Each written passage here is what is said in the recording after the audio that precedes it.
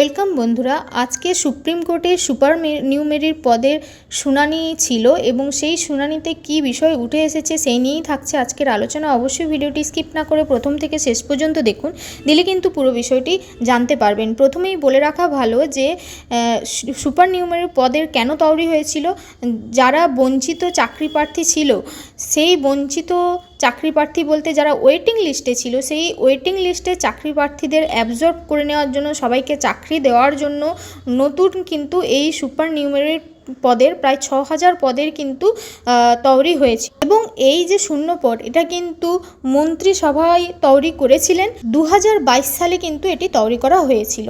তারপর এসএসসি কিন্তু কোর্টে এই বিষয়টি নিয়ে অ্যাপিল করে এবং তখন কোর্ট, কলকাতা হাইকোর্ট পর্যবেক্ষণ করে এবং জিজ্ঞাসা করে যে কেন অযোগ্যদের তালিকায় রেখে বঞ্চিতদের এভাবে নিয়োগ করার চেষ্টা চালানো হচ্ছে।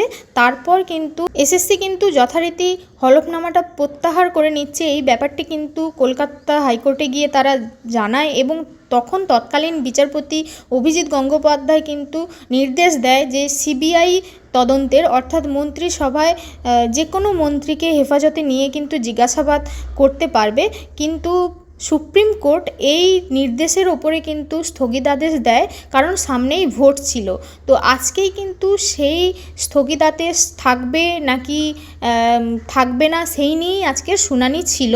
তো সেই শুনানিতে আজকে যে বিষয়টি উঠে এলো, প্রধান বিচারপতি সঞ্জীব খান্নার নির্দেশেই কিন্তু মঙ্গলবার অর্থাৎ আজ কিন্তু এই যে সিবিআই তদন্তের নির্দেশ, সেটা খারিজ করে দিয়েছে সুপ্রিম কোর্ট। এবং এতে কিন্তু রাজ্য সরকার এবং যারা সুপার নিউমেরির পদে চাকরিরত রয়েছে তাদেরও কিন্তু কিছুটা স্বস্তি হলো, কারণ শীর্ষ আদালত যেটা জানিয়েছে যে অতিরিক্ত শূন্যপদ তৈরিতে প্রয়োজনীয় পরামর্শ নেওয়া হয়েছিল এবং রাজ্যপালের অনুমোদনও নেওয়া হয়েছিল। সেই কারণে এই নির্দেশ কিন্তু তারা খারিজ করেছে এবং আদালত এই যে প্রয়োজনে যে তৈরি হয়েছে শূন্যপদ, তাতে কিন্তু আদালত কোনো রকমের হস্তক্ষেপ করবে না।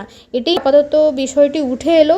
তো দেখা যাক যে নতুন কিছু তথ্য পাওয়া যায় কি না এই বিষয়ে।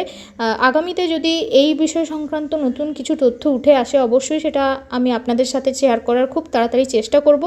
এই ধরনের বিভিন্ন নিয়োগের বিজ্ঞপ্তি পেতে, বিভিন্ন বিষয় সংক্রান্ত খবরাখবর পেতে অবশ্যই আমার চ্যানেলটিকে সাবস্ক্রাইব করে পাশে থাকতে পারেন। আজকের মতো এখানে শেষ করছি।